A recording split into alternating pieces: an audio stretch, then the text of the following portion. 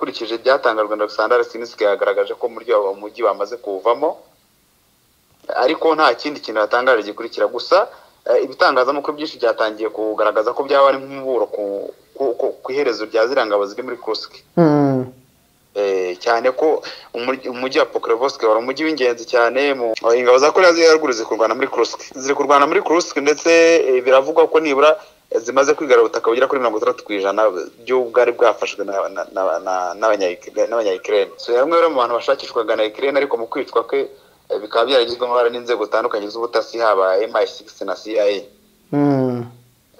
Ku buryo bivuga ko mu gutegera bombe bayiteze nyine bifashisha abanya-Ukraine bamahariya muri Moscow. Assad yavuye muri Syria ku bushake bw'Abarusiya cyane kuruta ubushake bwe. Biragaragara ko bamufitiye undi mugambi nyuma ya hariya. Nyuma y'uko intambara y'Uburusiya na Ukraine irangiye bamufitiye undi mugambi wo kuzamusubiza muri Syria agasubira ku butegetsi cyangwa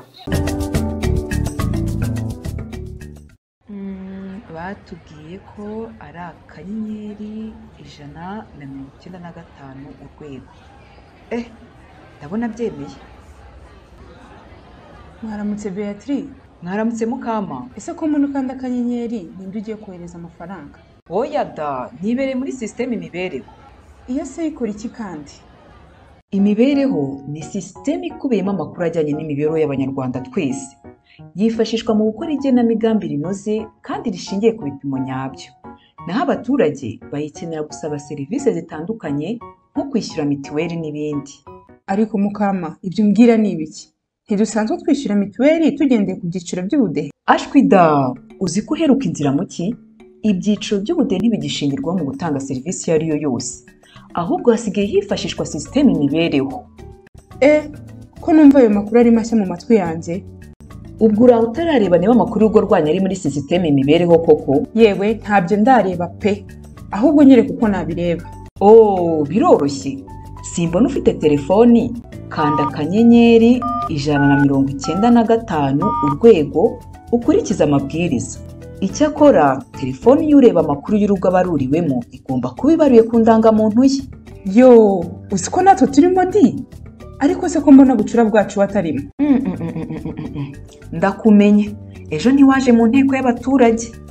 Batubwiye ko iyo usanze urugo rwawe rutari muri systeme imibereho cyangwa usanze hari amakuru y'urugo rwawe akeneye gukosorwa, ujya ku biro by'akagari utuyemo bakagufasha. Batubwiye kandi ko iyo nta muntu n'umwe mu rugo ufite telefoni ibaruye ku ndangamuntu ye, nawe agana ibiro by'akagari bakamufasha.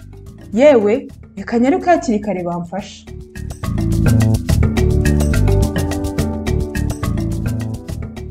twongeye kubasuhuza, turabifuriza kugira ibihe byiza badukurikiye kuri Primo Media Rwanda. Bamwe bari bamaze iminsi bambaza aho mperereye ariko nagarutse, murumva ko nijwi ritaraza neza. Twari tumaze iminsi tutaganira cyane ku makuru ari kugenda agarukwaho hirya no hino, cyane cyane mu ntambara y'Uburusiya na Ukraine ndetse n'amakuru y'ibyabaye ku butegetsi bwa Bashar al-Assad wahiritswe n'aba HTS. Kuri ubu rero igihugu cya Syria byifashe bite? Reka ariko mbere kugira ngo tujye muri Syria tubanze duhere ku ifatwa ry'umujyi wa Pokrovsk muri Ukraine, umujyi wafashwe n'ingabo z'Uburusiya. Tunarebe urupfu rwa General Igor, umujenerali w'Umurusiya warushinzwe kuri ibirwanisho bya nucleaire wapfuye.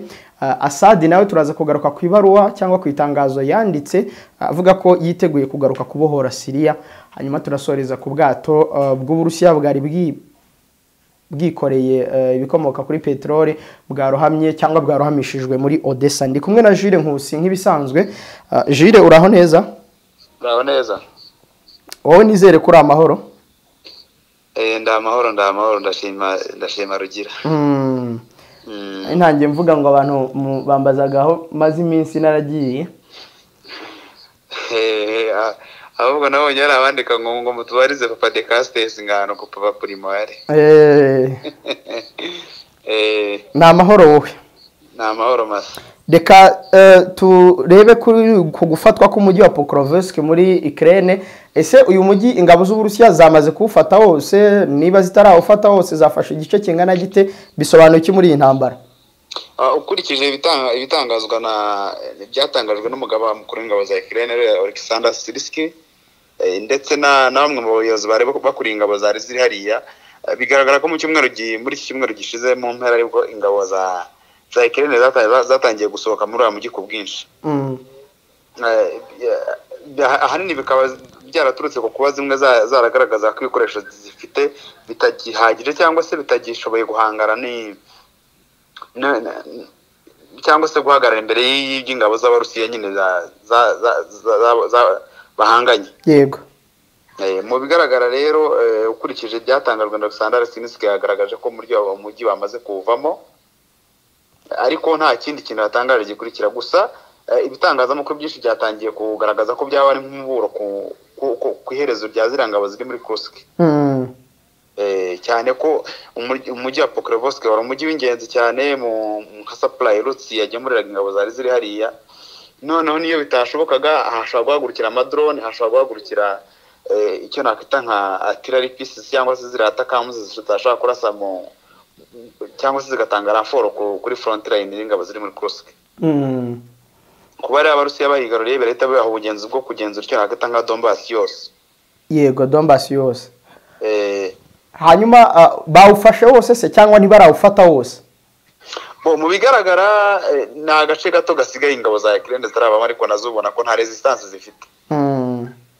Ukurikije ibitangazwa n'ubuyobozi bwazo. Wavuga ko imirwano yabereye muri uyu mujyi kugeza ubwo wenda ingabo za Ukraine zitangiye kusohokamo ufashwe yari imeze iti imirwano? Yari imirwano itoroshye. Yari imirwano itoroshye kuko urumva nk'ahantu haraningaga drone zahagurukiraga za drone zijya kurasa mu Burusiya, hari amatirari yarasaga kuri Crimea ndetse no mu yindi mijyi kubyamu nka Sevastopol ndetse n'ahandi.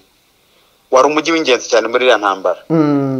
Cyane ku ngabo ziri muri za Ukraine zahangaraga mu burasirazuba bwa Donbass ndetse na zira zabashije kwinjira muri Kursk. Yego. Ku buryo urebye igihe byafatwaye kugira ngo ufatwe, navuga ko wabaye nka Bakhmut ya kabiri, reka ko mbivuga.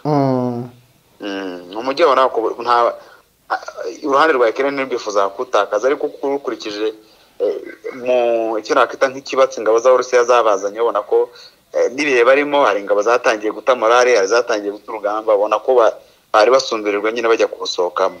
Ntabwo Abarusiya bawurwanagamo bari kumwe n'ingabo za Korea ya ruguru?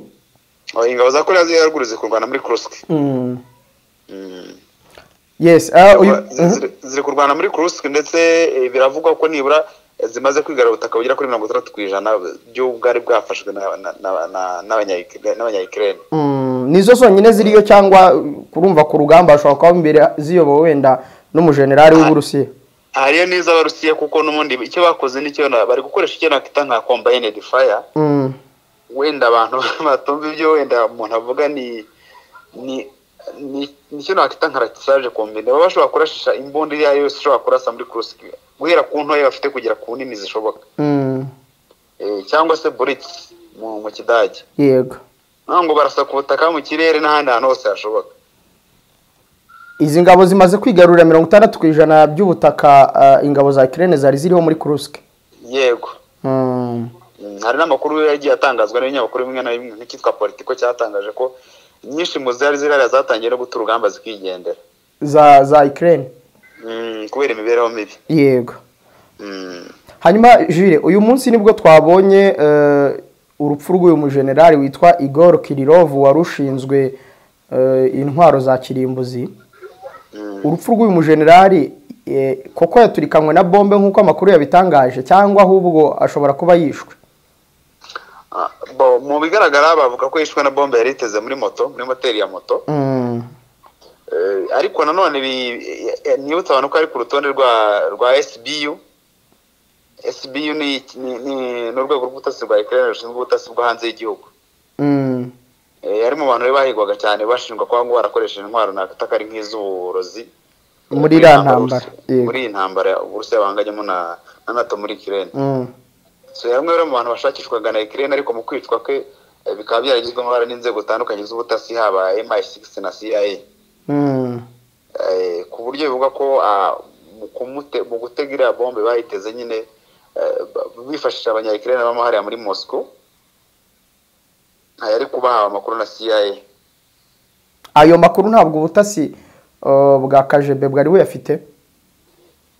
ubwo azicwa se aya ntabwo buriya mu gisirikare umuntu afite amakuru ko zizicwa yakwirinda ariko ntabwo ari wa mbere wishwe mu buryo nk'ubwo cyane ko hari no mu mwaka wa 2023 hari undi mu pilote nawe ukomeye cyane wakoraga muri aviation y'Uburusiya nawe wishwe ari muri siporo ku muhanda agenda bitewe nuko bari bamaze gutrackinga telefone ye umuhanda yari ariho bamugabo igitero cya drone aya ama operation rero na Ukraine yakoreka yakorefashijwemo n'ubutasi bwo hanze nyine na bari bafatanye ibikorwa babaye barimo MI6 na CIA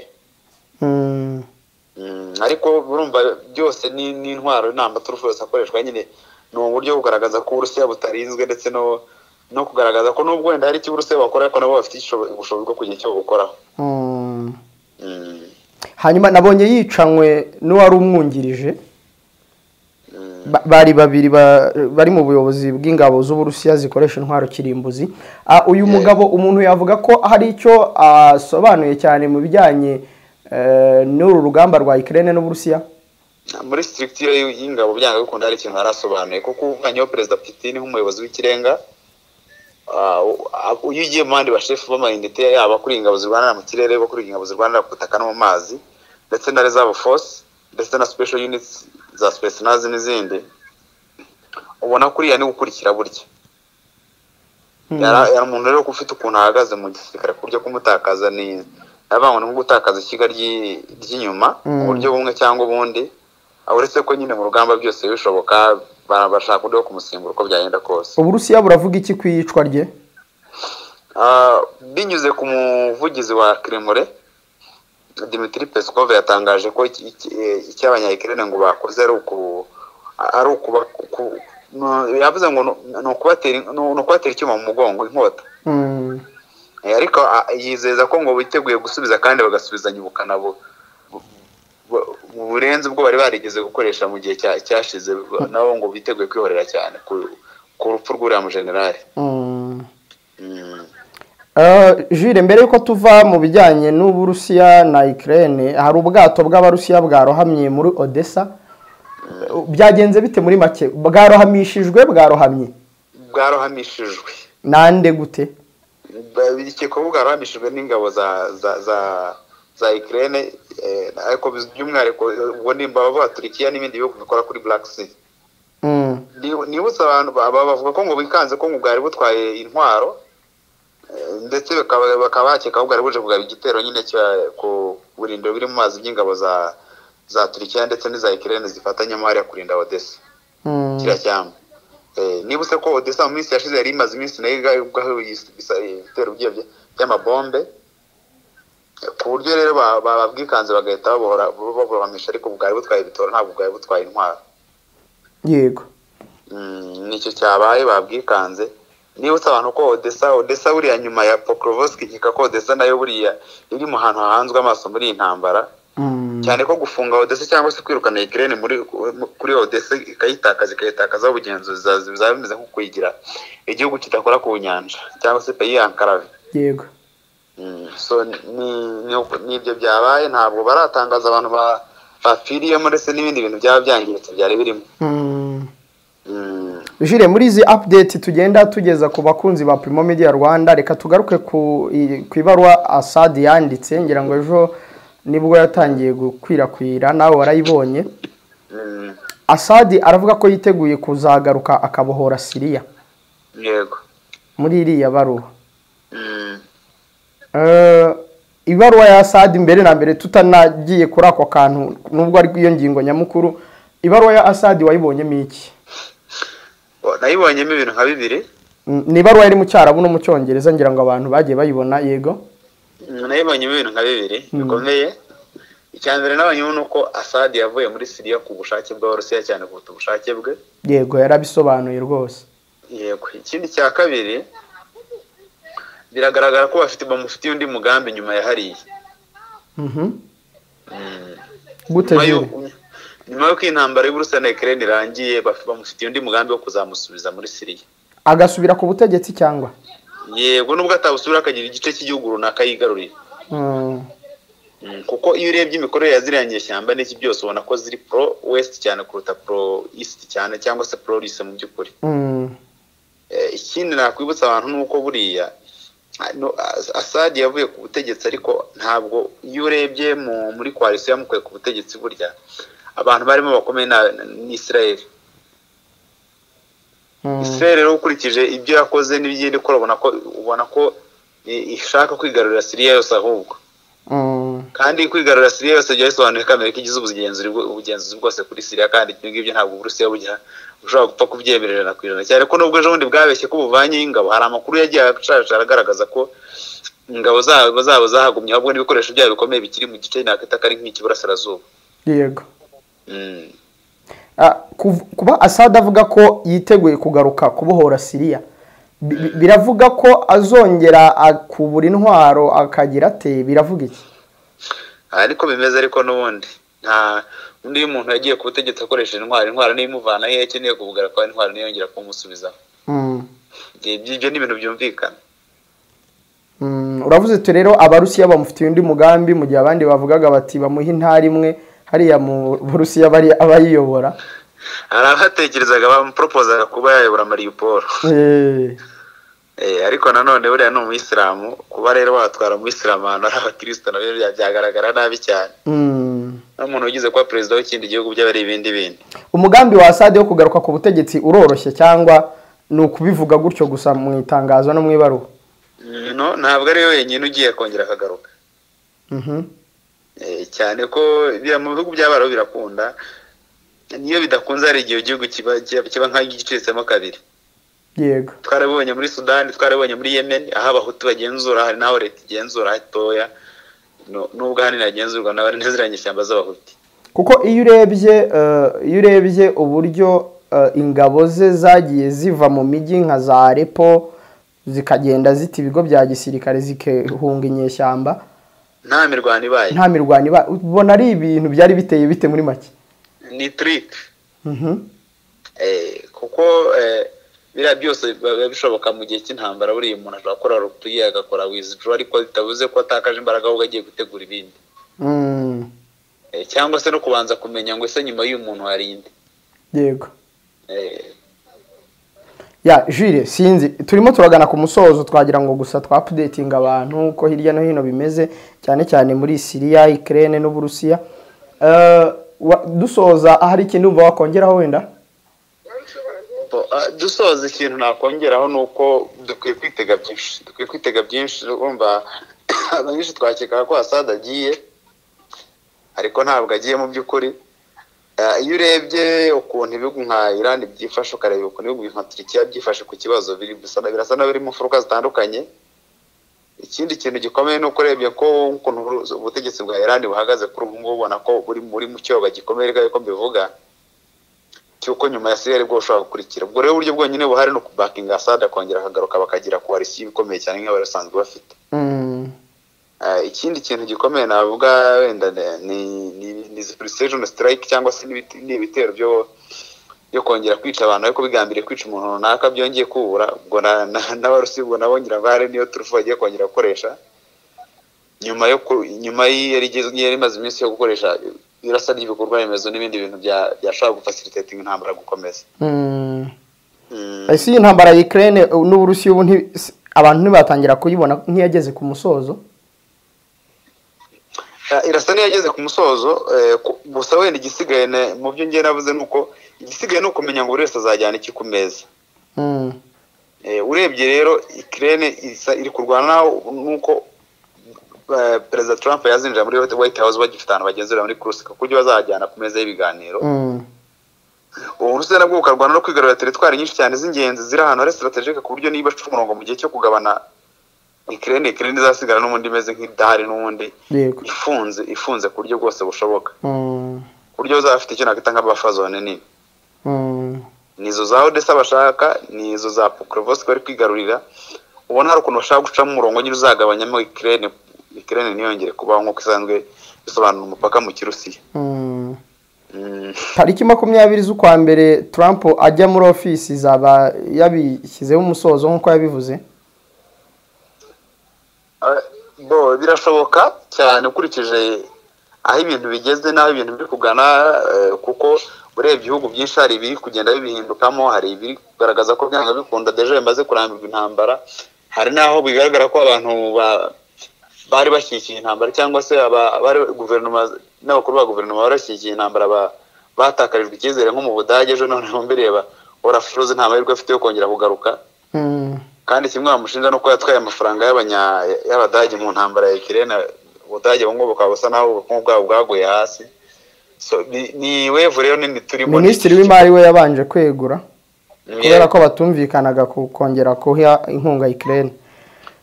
Ibyo rero ni biri kugenda byigaragaza.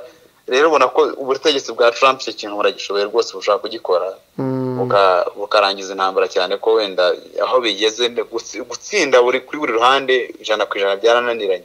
Yego. Nta yindi axe y'intambara ubona ishobora gufunguka mu bihe bya vuba n'ubundi zishobora gufungukira muri Afurika. Ahantu azanyura ikintu cyitwa Robito muhitege. Yego. Muri biriya bihugu by'amajyepfo ya Afurika. Kimwe nuko biriya bya Ethiopia na ntuza nabyo nasomera nubwo byatuje, ariko nabyo nabonye kuva byarajemo Turkiya ushobora kujya kubona ukabona hatavumbutse ikintu abantu batari biteze. Ya Jules, reka ngushimire cyane. Murakoze cyane, namwe ndabashimiye. Arakoze cyane Jules Nkusi. Twaganiraga kugira ngo tumenye ni ayahe makuru arimo avugwa hirya no hino, cyane cyane muri intambara ya Ukraine n'Uburusiya.